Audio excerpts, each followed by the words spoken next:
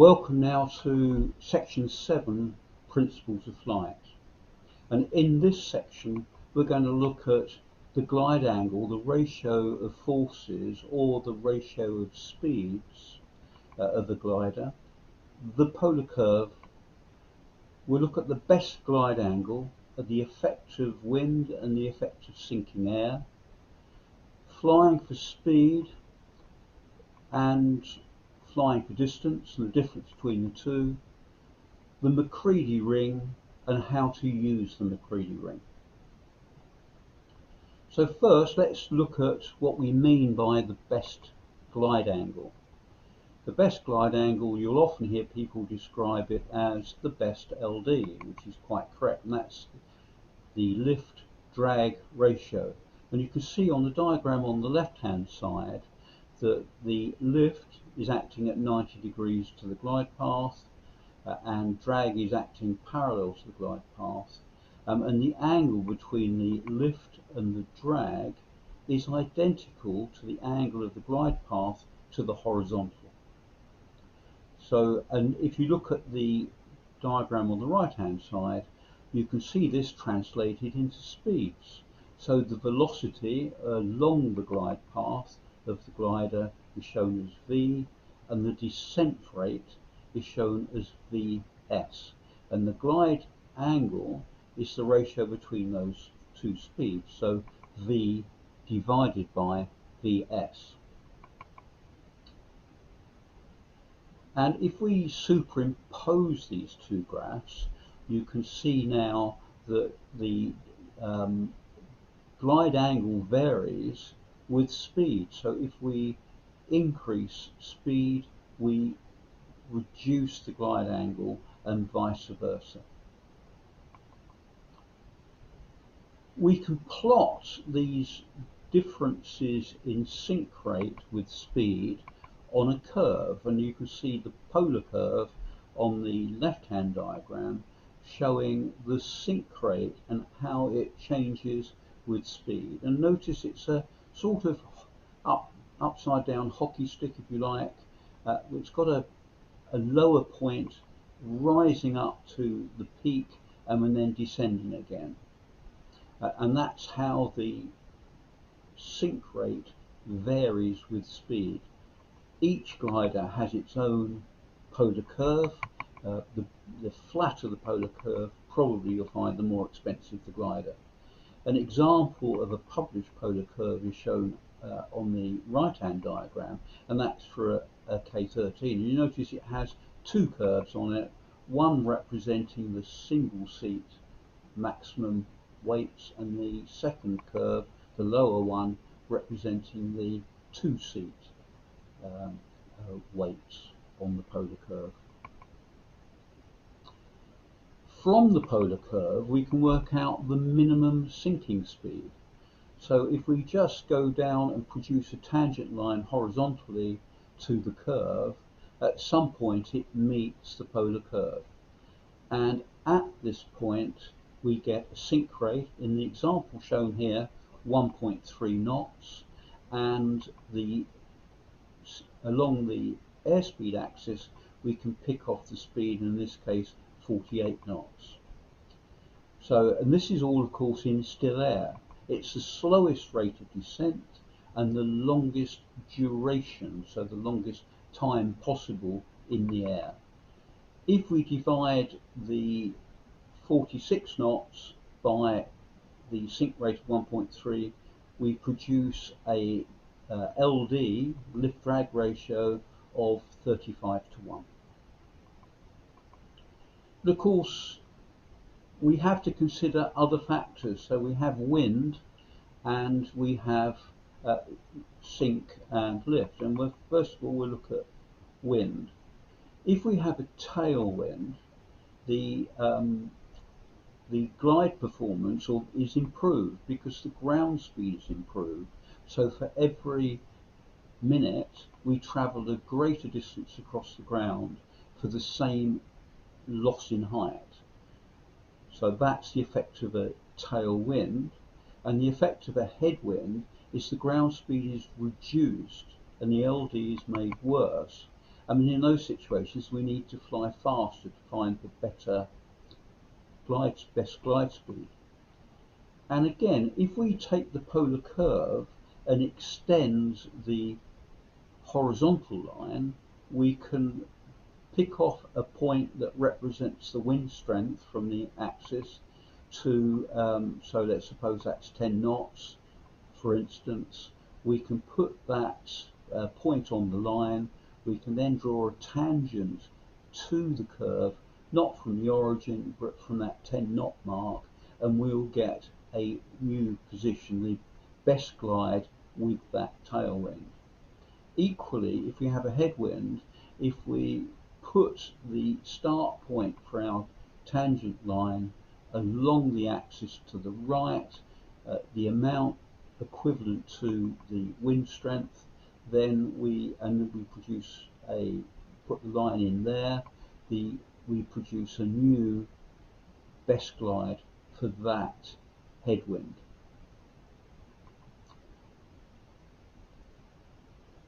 The glide angle on a normal on a polar curve can be picked off quite simply. So let's just take a look at that. On this example, at 60 knots, if we go vertically down, meet the polar curve, and then go across horizontally, we see that the sink rate is shown as 2 knots. So at 60 knots, we'll have 2 knots of sink, and that is the equivalent of 60 divided by 2 equals 30 to 1. At 80 knots, if we do the same thing, we produce a sink rate of 4 knots, and 80 knots divided by 4 equals 20 to 1. So you can see in this example, increasing speed from 60 knots to 80 knots will in fact make the glide performance change to worsen from 30 to 1 to 20 to 1. The best glide angle in still air is that angle which will give us the greatest possible distance. And if we go from the origin, produce a tangent line as we've done before, we can find the best LD. And you can see that if there are two similar triangles, if you think about the previous diagrams, velocity along the glide path divided by the vertical speed is the LD. If we flick that triangle around, we can see here the line going to the polar curve goes from the origin tangent to the polar curve, and that glide angle is identical in both triangles. The best glide angle is the smallest possible angle to the polar curve, and that produces a tangent. If it were any greater, then the glide slope would be steeper and our line would intersect the polar curve probably at 2 points. Now let's just look at what happens if we fly into some sinking air. So we've got two examples, the upper set and the lower set. And in the upper diagram, the glider is in flight at its best LD in still air, flying at 46 knots. And at that speed, it's got a sink rate of 1.2 knots. And it flies into descending air, which is 4 knots. So the total sink rate is the total of those two, which is 5.2 knots. If it were to take 30 seconds to travel through that band of sinking air, then the total height loss in that would be 260 feet. In the second example, what we've done is kept the sink rate the same, but increased the speed of the glider, somewhere near its best glide speed for that set of conditions. And here you can see now that the descent rate of the glider has actually increased. it's now 2.7 knots. The descent rate of the air is 4 knots, and the total descent rate then is 6.7 knots. But the period of time that that applies is shorter. So now the journey through that sink will only take 20 seconds, and the total height loss is 225 feet. So a 35-foot gain in that 20 seconds. So when we're flying our glider and we want the optimum speed to fly in a given sink situation, then we could actually move the whole polar curve down to reflect the increased sink rate. Or, something a bit more convenient, we could extend the vertical line upwards. And that's what's been done in this diagram here. So you can see the vertical line goes up from the 0 and we go 1, 2, 3, 4 knots. So at 4 knots of sink, for instance, if we draw the tangent line from there to the curve, it intersects at about 68 knots. So that's saying that the best glide in 4 knots of sink is 68 knots. So that's the speed you should fly.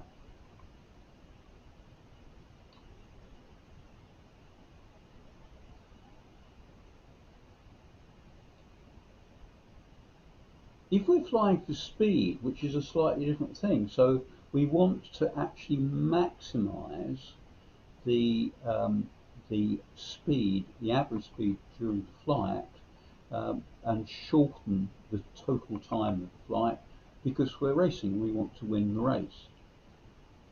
So the speed that we fly between the thermals now becomes very important, and that speed depends on the rate of climb that we're going to achieve in our next thermal.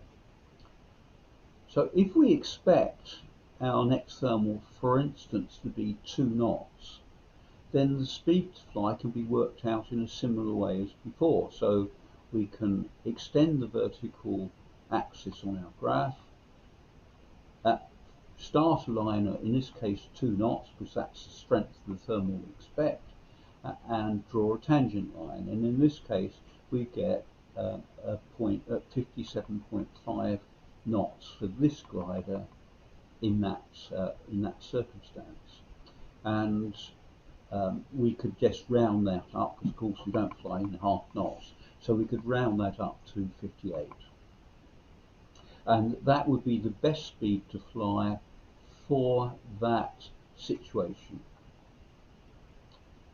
But of course, when we're flying for speed, we haven't just got to consider the strength of the next thermal, we also need to consider whether we've got sinking or rising air. And in this example, we're going to say that we expect the next thermal to be 2 knots, but we're also in sinking air in between the thermals. So what flight speed should we fly now? Well, we very simply add the 2 knots of expected climb to the 2 knots of sink, and we produce 4. So that's a total of 4. So we track up the vertical axis to the point marked 4, draw a tangent line from there, and you'll find that the speed to fly in that set of circumstances is 68 knots. So now we've got 2 different sets of rationale. We can be flying for speed, or we can simply be flying for distance. And most beginners will be flying for distance rather than speed. So if we're flying for speed, the next climb, let's say in this example, is expected to be 6 knots, then this graph would suggest that the best speed to fly in those circumstances would be 80 knots, so pretty fast. If we're flying for distance and we happen to be in sinking air of 6 knots, then with the same calculation applies, and we have 6 knots on the vertical axis as the start point for our line. We draw our line now as a tangent to the curve and we end up at 80 knots. So exactly the same calculation for both rationale. But if we're flying for distance, a useful aid to a pilot, rather than trying to work all of that stuff out in your head, is a MacReady ring. MacReady was created, so the theory of the speed to fly is started by MacReady, who very cleverly worked it all out, and he also cleverly produced a bezel which goes on the outside of the variometer, which rotates, so you can set it for whatever you would like. So the MacReady ring here is shown, and you can see an example of it in the right hand diagram. That's the bezel around the outside of the variometer. And on the left hand side diagram, you can see that the left hand red arrow is pointing at the 0 mark. So we simply swivel the bezel until the 0 mark is up with the arrow, and then the needle of the variometer points at the speed on the outer ring that you should be flying this particular glider for best distance. And you can see here in this example 54 knots. If we're using a MacReady ring to work out what speed to fly for the best speed, and then let's suppose that our next thermal is going to be 3 knots, then we set the ring to 3 knots, and then the speed to fly will be shown by the needle, and in this case 67 knots.